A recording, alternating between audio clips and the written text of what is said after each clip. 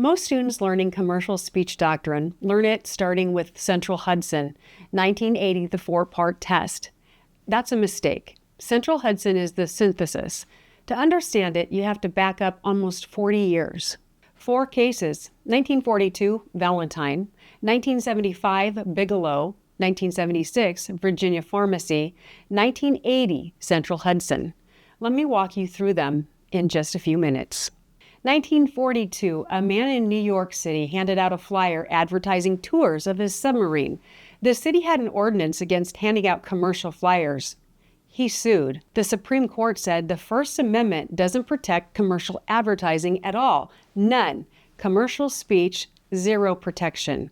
That's the starting line. Now think about what that meant for the next 30 years. If you were a pharmacist who wanted to advertise prescription prices, the state could stop you. If you were a lawyer who wanted to advertise services, the state could stop you.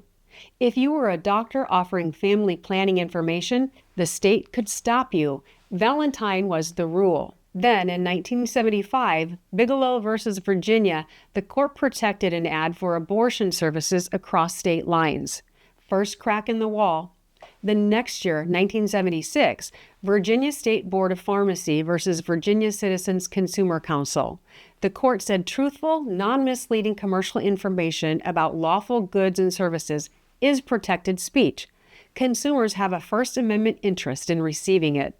4 years later, in 1980, Central Hudson Gas versus Public Service Commission gave us the 4-part test that organizes everything. Is the speech truthful and lawful? Is the government interest substantial? Does the regulation directly advance that interest? Is it more extensive than necessary? That test is still law. So here's the thing students often miss. Central Hudson isn't the start of commercial speech doctrine. It's the end of a long fight to bring commercial speech under the First Amendment at all. When you read about FTC enforcement and influencer disclosure this week, you're standing on Virginia Pharmacy.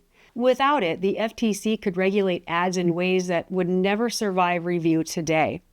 Discussion board prompt is up. I'll see you there.